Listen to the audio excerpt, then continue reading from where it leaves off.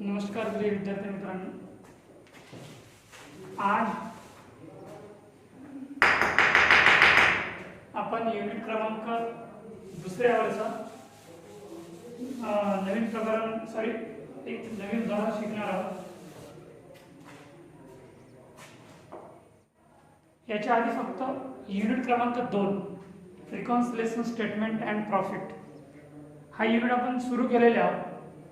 त्याच्यावरचं फक्त एकच उदाहरण झालेलं आहे आणि आता क्लासेस ऑफलाईन आणि ऑनलाईन अशा दोन्ही स्वरूपात सुरू असल्यामुळे आपल्याला दोन्ही प्रकारात क्लासेस घेणं आवश्यक आहे.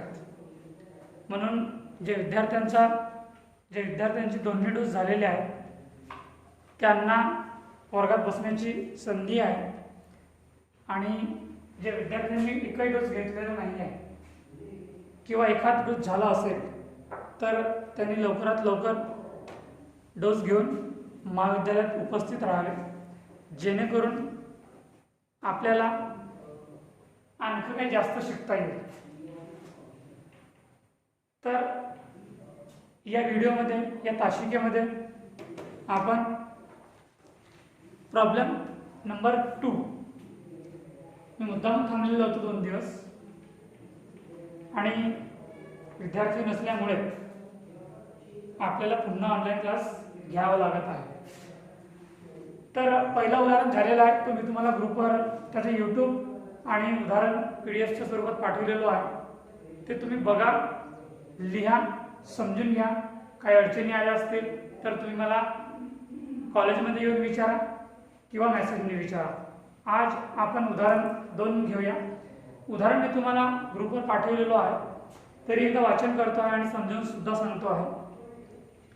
Problem number 2, following information of Samrat tie company, particulars and rupees असे 2 कॉलम आहेत. पर्टिक्युलरच्या कॉलममध्ये पहिला पॉईंट दिलेला आहे, material per tie 1500, wedges per tie 900, selling price per tie 4250, number of toys product and sold out 80. म्हणजे जो तुम्हाला प्रोडक्शन युनिट्स दिलेला आहे ते 80 युनिट्स दिलेले आहेत, सेलिंगचे 80 युनिट्स दिलेले आहेत. Factory on cost 60% of wages. Factory on cost आपल्याला घ्यायचा आहे 60% वेजेसवर. नंतर office on cost 20% of factory cost आणि ऑफिस ऑन कॉस्ट आपल्याला 20% फॅक्टरी कॉस्टवर घ्यायचा आहे. नंतर opening and closing stock is nil. Opening stock आणि क्लोजिंग स्टॉक नील दिलेला आहे. नंतर actual office on cost 48,000 and actual factory on cost 43,000. तर जो ॲक्च्युअल दिलेला आहे तर याचा परिणाम रिकॉन्सिलेशन स्टेटमेंटवर होतो आहे. आपल्याला 2 प्रकारची माहिती दिलेली राहील, ॲक्च्युअल कॉस्ट अँड कॉस्ट शीटवर जी काही माहिती दिलेली राहील त्या माहितीसोबत ॲक्च्युअल कॉस्टची आपल्याला तुलना करावी लागेल. तर शेवटची लाईन दिलेली आहे, prepare reconciliation statement of profit. म्हणजे आपल्याला रिकॉन्सिलेशन कॅल्क्युलेशन करायचं आहे, रिकॉन्सिलेशन स्टेटमेंट कॅल्क्युलेशन करायचं आहे, पण त्याच्या आधी आपल्याला कॉस्ट शीट तयार करायची आहे and trading and profit and loss account सुद्धा तयार करायचं आहे. तर आधी आपण कॉस्ट शीट तयार करूया. कॉस्ट शीट प्रोडक्शनचे युनिट्स तुम्हाला दिलेले आहेत 80, म्हणून डाव्या बाजूच्या कोपऱ्यात लिहायचं प्रोडक्शन 80 युनिट्स. प्रोडक्शन 80 युनिट्स याची आखणी करा. ज्या पद्धतीने आपण आखणी करत आलेले आहोत युनिट क्रमांक 1 प्रमाणे त्याचप्रमाणे आखणी करा. पण इथं प्रोडक्शन युनिट्स दिले असल्या कारणाने तुम्हाला पर युनिटचं कॉलम तयार करावा लागेल. अशा प्रकारे आखणी करा. Serial number, particulars, rupees and per unit. बघा उदाहरणार्थ काय दिलेलं आहे. पहिलं पॉईंट मटेरियल पर टाय, म्हणून पहिलं पॉईंट मटेरियल किंवा कन्झ्युम्ड मटेरियल. पर टाय किती दिलेला आहे, पर टायचा रेट 1500, म्हणून पर युनिट मध्ये लिहायचं 1500 आणि आपल्याला युनिट्स किती दिलेले आहेत 80 युनिट्स, म्हणजे 80 गुणिला 1500 किती होणार 80 गुणिला 1500, त्याची रक्कम होईल 1,20,000, म्हणून अमाऊंटच्या कॉलम मध्ये लिहायचं 1,20,000. नंतर दुसरा पॉइंट वेजेस पर टाय 900, म्हणून वेजेस पर टाय किती आहे 900, म्हणून पर युनिटचा किंवा पर टायचा कॉलम जो बनलेला आहे त्याच्यात 900 लिहायचं आणि आपल्याला प्रोडक्शन युनिट 80 दिलेले आहेत, तर 80 गुणिला 900, 80 गुणिला 900 72,000 त्याची अमाऊंट होईल. तर अमाऊंटच्या कॉलम मध्ये 72,000 लिहायचं. अजून काही दिलेलं आहे का आपल्याला मटेरियल संदर्भात, नाही. आता याची टोटल करा, 1500 आणि 900 2,400, 1,20,000 आणि 72,000, 1,20,000 आणि 72,000, 1,92,000, 1,92,000. हा काय राहणार आहे प्राइम कॉस्ट. पहिलं पॉइंट आपण याची प्रॅक्टिस सुरुवातीपासून करत आलेली आहोत. प्राइम कॉस्ट तुम्हाला पूर्ण कॉस्ट शीटचं फॉर्मॅटच पाठांतर व्हायला पाहिजे, एवढे आपले उदाहरण झालेले आहेत. प्राइम कॉस्ट नंतर दुसरं पॉइंट काय होणार plus factory overhead, factory overhead, factory overhead. Factory overhead संदर्भात काय म्हटलेलं आहे उदाहरणात बघा, factory on cost 60% of wedges, म्हणजे जो काही आपल्याला फॅक्टरी ऑन कॉस्टची रक्कम घ्यायची आहे तर 60% वर, म्हणजे वेजेसचे 60% आपल्याला घ्यायचे आहेत. Factory overhead 60% of wedges, 60% of wedges. Wedges किती दिलेला आहे 72,000, 72,000 गुणिला 60% आणि भागीला 100. आता 72,000चे 60% काढा, 72,000 गुणिला 60 भागीला 100, 43,200, 43,200 ही झाली रक्कम. आता आपल्याला 43,200 चे पर युनिट काढायचे आहे, तर 43,200 भागीला 80 युनिट्स जी तुम्हाला प्रोडक्शन म्हणून दिलेली आहे, तर 43,200 भागीला 80, 540 रुपये पर युनिट, 540 रुपये पर युनिट. समजलं फॅक्टरी ओव्हरहेडचा मुद्दा. याच्यानंतर अजून काही दिलेलं आहे का आपल्याला वर्क संदर्भात किंवा फॅक्टरी संदर्भात, नाही. तर आता याची टोटल करा, 1,92,000 आणि 43,200, 1,92,000 प्लस 43,200, 2,35,200, 2,35,200 आणि 2,400 प्लस 540, तर किती होईल 2,940, 2,940. हा काय राहणार आहे फॅक्टरी किंवा वर्क कॉस्ट, फॅक्टरी किंवा वर्क कॉस्ट, फॅक्टरी किंवा वर्क कॉस्ट. फॅक्टरी किंवा वर्क कॉस्टच्या नंतर आपला तिसऱ्या नंबरचा पॉइंट येतो आहे तो म्हणजे ऑफिस ओव्हरहेड, तो सुद्धा प्लस होईल, plus office overhead, office overhead. Office overhead संदर्भात काय दिलेलं आहे बघा उदाहरणार्थ. ऑफिस ओव्हरहेड संदर्भात म्हटलेलं आहे की office on cost 20% of factory cost, म्हणून खाली लिहायचं 20% ऑफ फॅक्टरी कॉस्ट किंवा वर्क कॉस्ट. एकच शब्द आहे फॅक्टरी कॉस्ट किंवा वर्क कॉस्ट. याच्यात 20% आपल्याला फॅक्टरी कॉस्ट वर घ्यायचा, ऑफिस ऑन कॉस्ट 20% आपल्याला फॅक्टरी कॉस्ट वर घ्यायचं. फॅक्टरी कॉस्ट किती आहे 2,35,200, 2,35,200 गुणिला 20 आणि भागीला 100. याची किती होतील 20, 30, 46, 47,400 होतील का बघा. 2,35,200 गुणिला 20 भागीला 100, सॉरी 47,040, 47,040. आता 47,040 तर रक्कम निघालेली आहे, याचा आपल्याला पर युनिट रेट काढायचा आहे, तर 47,040 भागीला 80, 47,040 भागीला 80 जी तुम्हाला प्रोडक्शन युनिट्स म्हणून दिलेले आहेत भागीला 80 कराल तर किती होईल 588 रुपये पर युनिट. 588 रुपये पर युनिट. याच्यानंतर आपल्याला फॅक्टरी ऑन कॉस्ट संदर्भात काही दिलेलं नाहीये. तर आता याची टोटल करा किती येतो आहे 2,940 प्लस 588 3,528 आणि 2,35,200 2,35,200 प्लस 47,040 टोटल आहे 2,82,240 2,82,240. याला काय नाव राहणार आहे cost of production. Cost of production. Cost of production. Cost of production नंतर आपला शेवटचा पॉइंट येतो आहे सेलिंग अँड डिस्ट्रीब्युशन एक्सपेन्सेस. तो सुद्धा प्लस होईल म्हणून चिन्ह प्लसचा द्यायचा आणि लिहायचं selling and distribution expenses. Selling and distribution expenses या संदर्भात बघा काय तुम्हाला दिलेलं आहे का सेलिंग संदर्भात. सेलिंग प्राइस पर टाय जो तुम्हाला पर टाय रेट दिलेला आहे 4,250 तर तो सेलिंग चे जे युनिट्स आहेत त्याचा पर युनिट रेट दिलेला आहे 4,250 आणि युनिट्स तुम्हाला किती दिलेले आहेत 80. तर या उदाहरणात सेलिंग अँड डिस्ट्रीब्युशन संदर्भात काहीच माहिती दिलेली नाही आहे.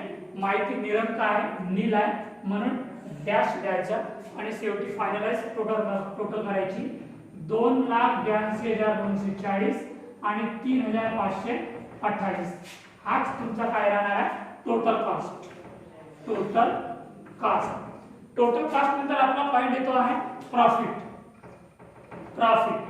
आता या उदाहरणात आपल्याला प्रॉफिट दिलेलं नाहीये किंवा प्रॉफिटचा रेट सुद्धा दिलेला नाहीये पण मात्र आपल्याला सेल्स दिलेला आहे. शेवटच्या पॉइंट्स मध्ये आपल्याला सेल्स दिलेला आहे. पॉइंट नंबर 3 आणि पॉइंट नंबर 4 सेलिंग प्राइस पर टाय 4,250 आणि selling number of ties production and sold 80 म्हणजे पर टायचा आपल्याला रेट दिलेला आहे 4,250 आणि आपल्याला किती टाय आहे किती युनिट्स आहेत हे सुद्धा दिलेलं आहे आणि प्रॉफिट मात्र आपल्याला दिलेलं नाही आहे किंवा प्रॉफिटचा रेट सुद्धा दिलेला नाही आहे म्हणून शेवटचा कॉलम येईल आपला सेल्स. सेल्स मध्ये काय म्हटलेलं आहे पर युनिट पर टाय दिलेला आहे 4,250 रुपये. तर पर युनिटच्या कॉलम मध्ये लिहायचं 4,250. आता सेल्स मध्ये लिहायचं 4,250 गुणिला 80 टॉय. 4,250 गुणिला 80 टॉय 80 टॉय दिलेले आहेत. तर याची टोटल आहे सेल्स आहे 3,40,000 म्हणून सेलच्या समोर लिहायचं 3,40,000. आता या उदाहरणात तुम्हाला टोटल कॉस्ट मिळालेला आहे आणि सेल्स सुद्धा मिळालेला आहे. तर प्रॉफिट काढण्यासाठी तुम्हाला कोणतीच अडचण निर्माण होणार नाही आणि प्रॉफिट काढण्यासाठी आपल्याला सेल्स मायनस टोटल कॉस्ट या फॉर्म्युल्याचा आपल्याला इथे उपयोग करावा लागेल. तर प्रॉफिट काढत असताना sales minus total cost. Sales minus total cost. Sales आहे 3,40,000 आणि टोटल कॉस्ट आहे 2,82,240. याच्यामध्ये मायनस करा शिल्लक जी काय रक्कम उरेल ती प्रॉफिट राहणार आहे. 3,40,000 मायनस 2,82,240 तर 57,760. 57,760 काय राहणार आहे तुमचा प्रॉफिट. आता आपला पर युनिटचा कॉलम शिल्लक आहे ब्लँक आहे तर त्याच्यात सुद्धा आपल्याला त्याच पद्धतीने पर युनिट्स काढावं लागतील. 4,250 मायनस 3,528. 4,250 मायनस 3,528 तर 722 तुमचा पर युनिट रेट बॅलन्स राहील. तर अशा प्रकारे या उदाहरणात तुमचं प्रॉफिट निघालेलं आहे आणि कॉस्ट या उदाहरणावर या युनिटवर आपलं एक पूर्ण युनिट संपलेलं आहे म्हणून कॉस्टशीटची तुमची पूर्ण प्रॅक्टिस व्हायला पाहिजे आणि झाली असली पाहिजे. कॉस्टशीट नंतर आपल्याला सॉल्युशन करायचं trading and profit and loss account. Trading and profit and loss account मी बाजूला लिहितो आहे. Trading and profit and loss account. Trading and profit and loss account. इथे पाण्याच्या दोन बाजू तयार होतील, डेबिट साइड आणि credit side.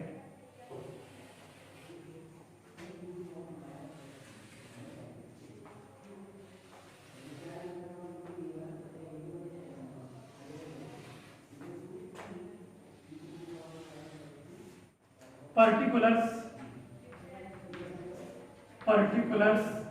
rupees, particulars and rupees.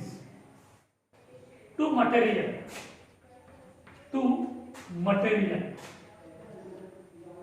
Debit बाजूला टू लागेल आणि क्रेडिट बाजूला बाय लागेल.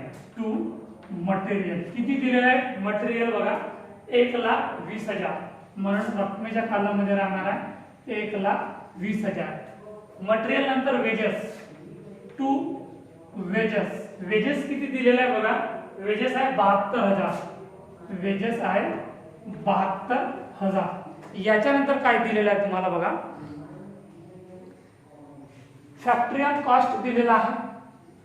ऍक्च्युअल मध्ये बघा factory on cost 43,000, actual office on cost 48,000. तर ते इथे त्याची एंट्री होईल. To factory on cost. To factory on cost किती आहे? फॅक्टरी ऑन कॉस्ट शेवटचा मुद्दा 9 क्रमांकाचा 43,000 43,000. फॅक्टरी ऑन कॉस्ट नंतर to office on cost. To office on cost. Office on cost किती दिलेला आहे? 48,000 48,000. 48,000 48,000. आणि सरतेशेवटी क्रेडिट बाजूला काय राहणार आहे? सेल्स. Bye cells. सेल्स किती आहे बघा कॉस्ट शीटवर? सेल्स आहे 3,40,000. सेल्स दिलेला आहे तुम्हाला कॉस्ट शीटवर आपण काढलेले आहोत 3,40,000 म्हणून लिहायचं 3,40,000.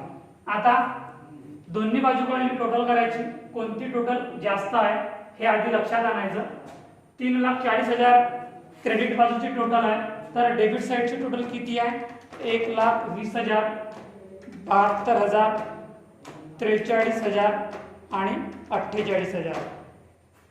डेबिट बाजूची टोटल आहे 2,83,000, तर क्रेडिट बाजूची टोटल आहे 3,40,000. म्हणजे जास्त रक्कम कोणाकडली आहे? सेल्सची रक्कम जास्त आहे, तर फायनल टोटल लिहायची 3,40,000. डबल अंडरलाईन घ्यायचं आणि इथे पण 3,40,000. आता डेबिट बाजूची टोटल कमी आहे, तर काय निघेल? To net profit. To net profit हा तुम्हाला उदाहरणात दिलेला नाही आहे, म्हणून तुमच्या माहितीसाठी बॅलन्सिंग लिहायचं. बॅलन्सिंग म्हणजे बॅलन्स शिल्लक उरलेला आहे. किती उरेल?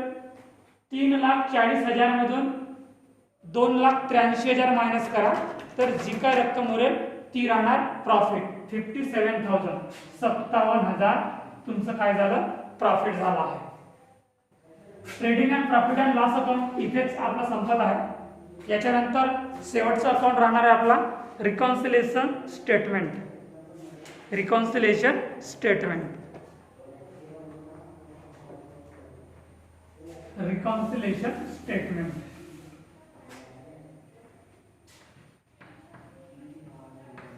Reconciliation statement of profit. Reconciliation statement of profit. याच्यात पहिली एंट्री कोणती होणार आहे? Net profit. By net profit to cost sheet. म्हणजे कॉस्ट शीटवर जो काही प्रॉफिट आपलं निघालेला असेल तो आपला प्रॉफिट इथे राहणार आहे.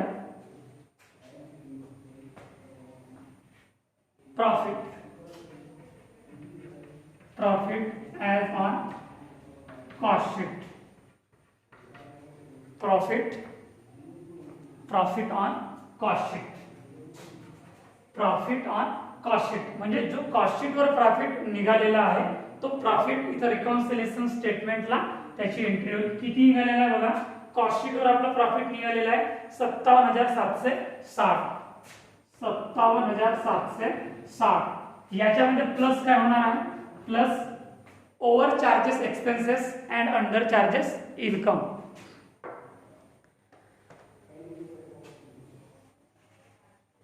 Over charges expenses and under charges income. तर याच्यात बघा काय ओव्हर चार्जेस आहेत आणि काय अंडर चार्जेस आहेत. इन्कम जास्त कुठली आहे आणि खर्च कुठला जास्त आहे. बरं,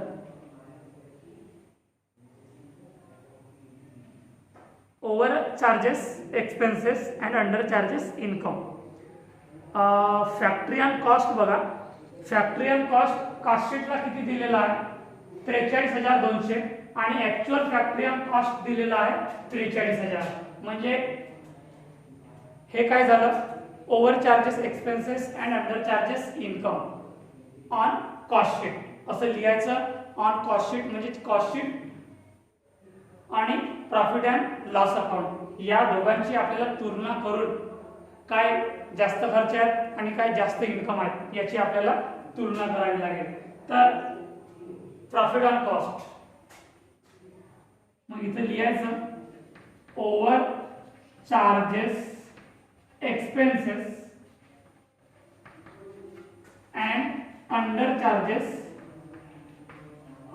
charges income. Over charges expenses म्हणजे आपला खर्च हा जास्त झालेला आहे आपल्याला मिळालेल्या इन्कम पेक्षा. म्हणजे खर्च जास्त आहे आणि इन्कम आपली कमी आहे. तर याची एंट्री मात्र इथे पहिली एंट्री प्लस होईल. तर अशी एंट्री तुम्हाला शोधायची आहे फॅक्टरी अँड कॉस्ट मधून किंवा ऑफिस अँड कॉस्ट मधून किंवा सेलिंग अँड डिस्ट्रीब्युशन एक्सपेन्सेस मधून की ओव्हर चार्जेस एक्सपेन्सेस म्हणजे आपला ओव्हर खर्च होत आहे आणि इन्कम आपली कमी होत आहे. तर पहिला पॉइंट आहे तुमचा फॅक्टरी ऑन कॉस्ट. लिहायचं इथं फॅक्टरी ऑन कॉस्ट. बघा फॅक्टरी ऑन कॉस्ट किती दिलेला आहे, 43,200. 43,200 आणि trading and profit and loss account वर किती दिलेला आहे, 43,000. 43,000. तर 43,200 मधून 43,000 तुम्ही मायनस कराल तर किती उरतील, 200. आता तुम्ही प्लस करा 57,760 प्लस 200 म्हणजे 57,960. 57,960. 57,960. आता याच्यानंतर काय एंट्री होणार आहे की under charges income. Under charges income and over charges expenses minus होईल अंडर चार्जेस एक्सपेन्सेस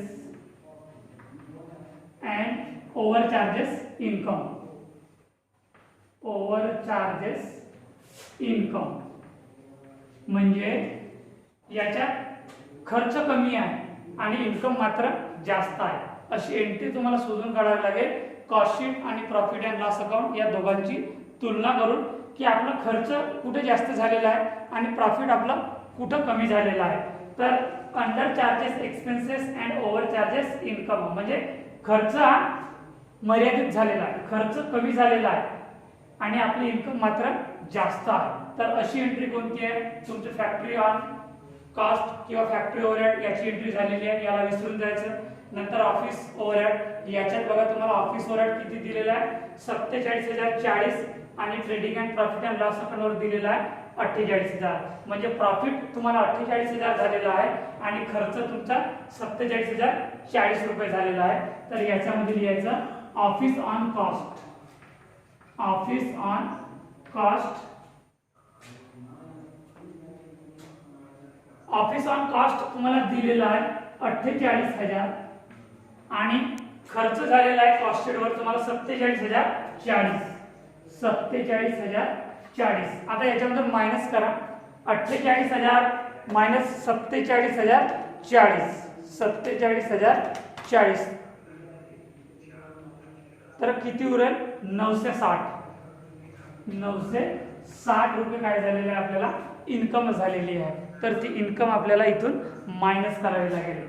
57,960 मधून जर तुम्ही 960 मायनस कराल तर किती उरतील, 57,000. 57,000 तुमचा प्रॉफिट उरणार आहे आणि याला नाव द्यायचं प्रॉफिट. प्रॉफिट तुम्ही याला नाव द्यायचं. तर या प्रॉफिटची टोटल तुमची trading and profit and loss अकाउंटवर जी प्रॉफिट येईल त्याच्यासोबत तुमची मॅच व्हायला पाहिजे. ती प्रॉफिट आणि हा प्रॉफिट तुमचं सारखं राहायला पाहिजे. तर समजलं विद्यार्थ्यांना, हा उदाहरण खूप सोपा आहे आणि प्रत्येक उदाहरण आपण वेगळ्या पद्धतीने घेऊया.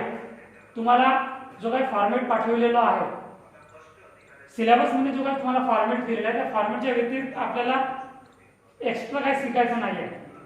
कारण आपल्याला परीक्षेमध्ये सिलेबसचा बाहेरचा किंवा पुस्तकाच्या बाहेरचा विचारणार नाही आहे आणि म्हणून आपण त्याच पद्धतीने शिकत आहोत.